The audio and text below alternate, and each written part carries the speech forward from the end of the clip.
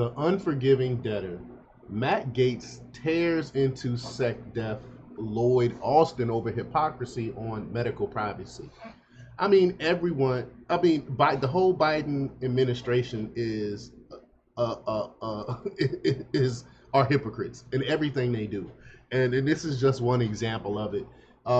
Because Matt Gaetz actually points out how come it's okay for you to have medical privacy, but when people in the military wanted medical privacy, they didn't want to take the jab. Y'all forced them to take the jab or get kicked out of the military.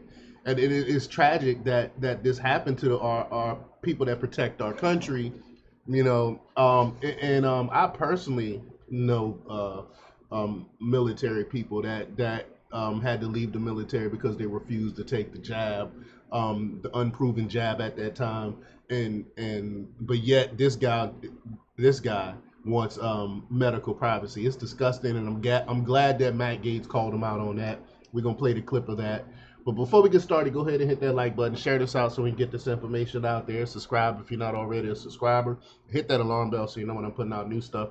Also, check out my link tree in the description. It has a link to my Patreon where I talk about things I can't talk about here. There's also a link to my Instagram and my merch store. Also, check out jjthepsychotherapist.com for news as well.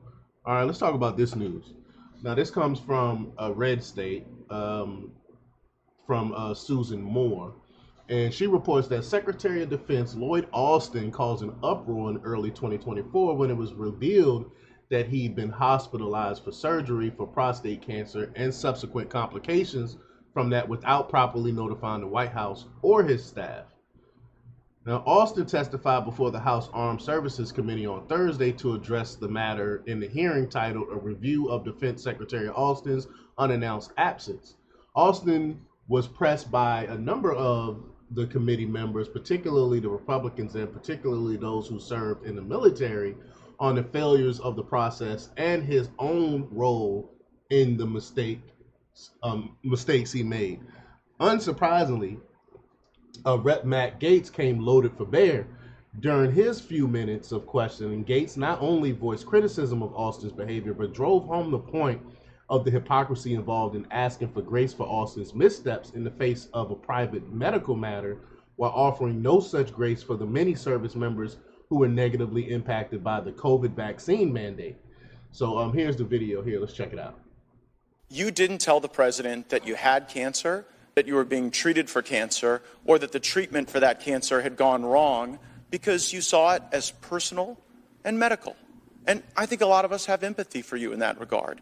But now that you see how personal medical decisions are, will you call for the re-recruitment, restoration of full rank and back pay for the 8,600 service members who were vax mandated out of the military? Amen. No, I won't. So on March 4th, What 2021, you authored a memo. What an asshole. Excuse my language. Y'all know I try to refrain from cursing on my platform, but I mean, this guy's despicable. He's sick. Look at his face. He don't care anything about the military that he's supposed to be the leader of. It's disgusting. I can't stand this guy. Sorry. As a military veteran, I can't stand this guy. It was entitled Message to the Force. And in that memo, you said that there would be clear and swift accountability for anyone who didn't meet the highest standards of the Department of Defense. Now, however this worked out, we all acknowledge that what you did here didn't meet the highest standards, right? You made a mistake. I admitted to... Yeah, okay, so we got that. So then the question is, what becomes the clear and swift accountability? Now, you're not going to be discharged, right? Nope. No? That's right. Okay, you're not going to be suspended. You're not going to be demoted, and you're not going to have your pay cut. None of those things are going to happen to you, right?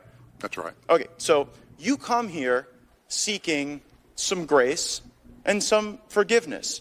And I want you to know that one of the service members who you vax mandated out of the military sent me the parable of the unforgiving debtor. And it's in the book of Matthew, it's verses 21 to 35. The man fell down before his king and begged him, "Please be patient with me, and I will pay all the debt." Then his master, filled with pity for him, released him and forgave him of his debt. But when the man left the king, he went to a fellow servant who owed him a few $1,000s. He grabbed him by the throat and demanded payment.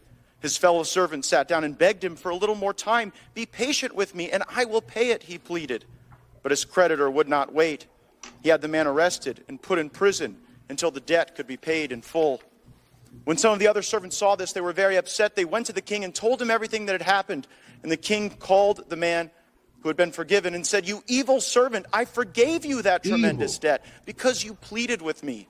Shouldn't you have mercy on your fellow servant, just as I had mercy on you?" Then the angry king sent the man to prison to be tortured until he had paid his entire debt. Mr. Secretary, you come to us seeking forgiveness, but you offer none. And it seems as though the pattern is repeated. You make a mistake, like on the vax mandate and here regarding your notification, then you get busted. President Biden had to sign something into law reversing your vax mandate. You got busted here, not because you came forward, but because we learned of this through other means. And then after you get busted making a mistake, you want that benefit, but you don't want to extend it to others. This isn't swift or clear. You're not meeting your own standards that you set for yourself. And you say that the DOD is a learning organization. Haven't you learned yet that the military is weaker, not stronger, with the 8,600 people that you vax mandated out of the military? Just one point, Congressman. The reason I'm here is because the chairman requested that I appear to talk about the circumstances surrounding my hospitalization. But don't you see the hypocrisy in it?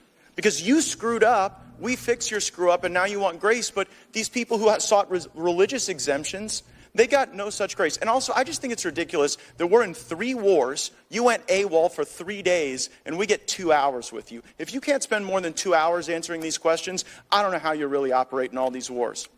Right. Facts. Matt Gaetz was cooking. Everything Matt Gaetz said was 1,000% true, and I love that he used the Bible. Now, let's be real for a moment. This is what the article says. Nothing concrete will come of this hearing. Austin's already essentially been absolved of wrongdoing here. That's true.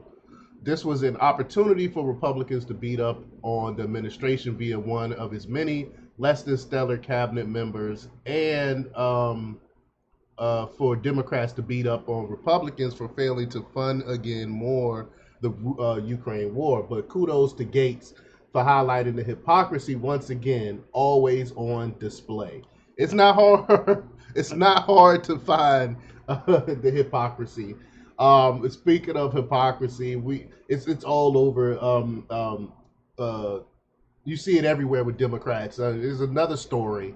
I may do a video on it, but it's everywhere and it's right here actually, about Newsom and his hypocrisy. He raising minimum wage to $20 an hour, but he gives his friend, one of the biggest owners of Panera Bread, a waiver, so he don't have to do the $20 minimum wage. And this is how they work. This is how it worked. I mean, hypocrisy abounds when it comes to the Democrats. But let me know what you think. Leave your comments down below. Like, share, and subscribe. And check out jjthepsychotherapist.com for the latest in news. Until next time.